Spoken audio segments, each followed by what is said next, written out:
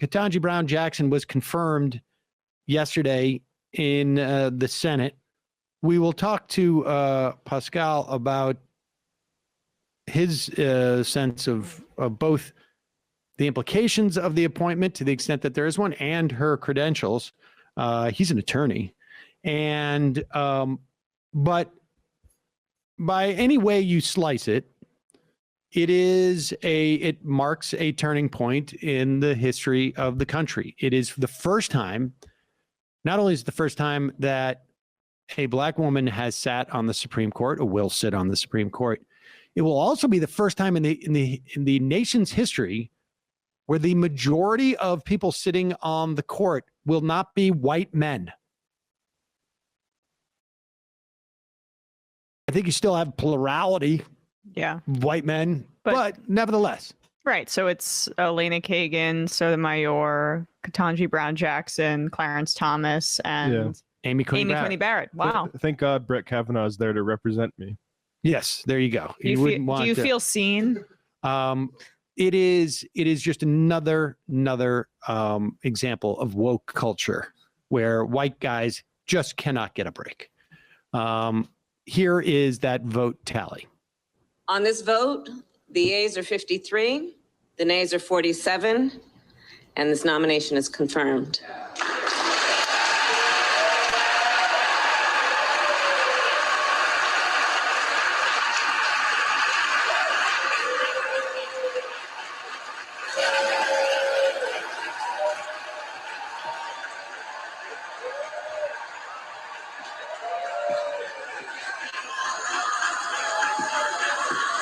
You can see there the Republican members of the Senate walking out. Except for Mitt Romney, who's seen there standing.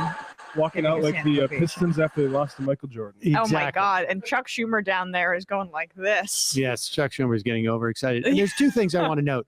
Mitt Romney's dad, George Romney, was in addition to being the president of American Motors, I think it was at the time, or at one point, was also governor of Michigan, and was a little bit ahead of his time in terms of supporting MLK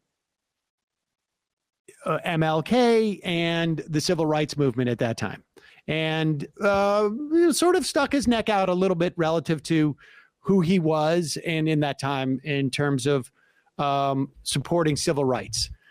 So not terribly surprised that Mitt Romney's not going to leave that the building in that moment. The other thing you should note is that apparently things took an extra half an hour to vote because Rand Paul and Lindsey Graham, in a sign of, like, I think, open disrespect. Well, a purposeful disrespect, didn't dress in a suit. And frankly, I don't like wearing suits, but apparently to be a senator, you need to wear a suit to get on. There's like a dress code to get in the floor of the Senate, which I don't think I was aware of.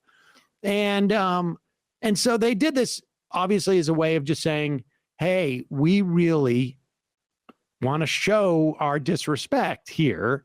And it really is more of a statement, not only are they lowlifes in some respect, but how diseased their voters are.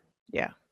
In the mind. Like, we really need to see you guys disrespect this black woman who is being appointed to the Supreme Court. Yeah. Flip her off in your PJs. That's what we vote on. Exactly. I mean, this is what they need to maintain their bona fides.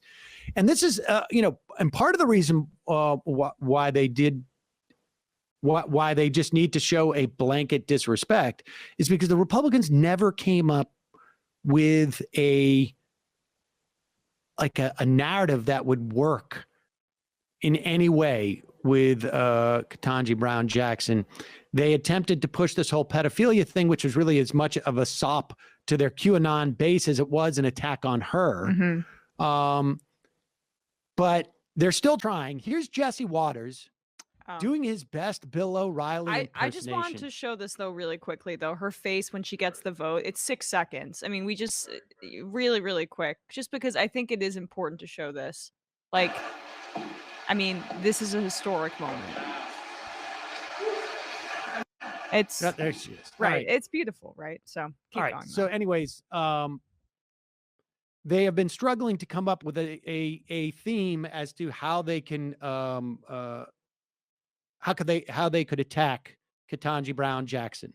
And in addition to then the outright disrespect that Rand Paul and Lindsey Graham went after in terms of just not dressing so that they could get on the floor of the Senate to vote and slowing things down, making a stink of it.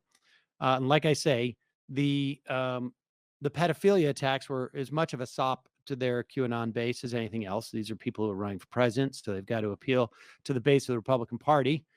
Here's Jesse Waters with his attempt at, both imitating Bill O'Reilly and attacking the hypocrisy. Did you know that Abraham Lincoln was a Republican? That's one of these. That's where I would file this in. Go ahead. I'll appreciate. But Democrats also blocked who would have been the first Black woman on the Supreme Court, Janice Rogers Brown, when Bush tried to elevate her because she was a Republican. So their intentions aren't pure.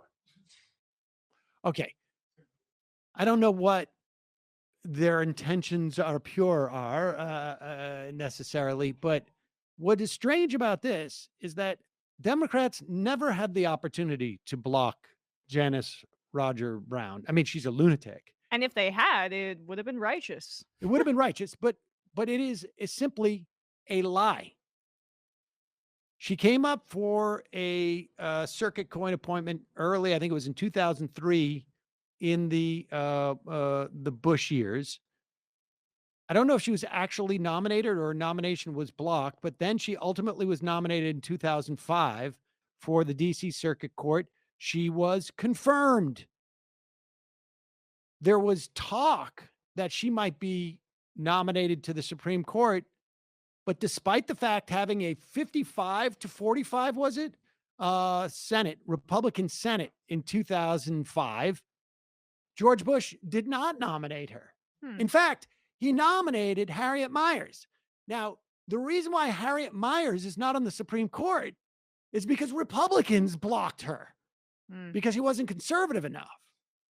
And we ended up getting Sam Alito.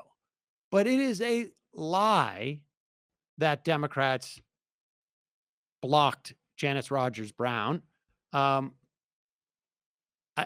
think that I would have wanted them to. She thought that we went through a socialist revolution in this country in 1937 when we got things like Social Security and 40-hour work week and a Congress that could actually, in an executive branch that could actually do things. So, yeah, but the Democrats blocked her in a sense because they preemptively canceled her because she was a Republican. They so, preemptively right. canceled her. And so Bush said he had no option, and that was the Democrats' fault.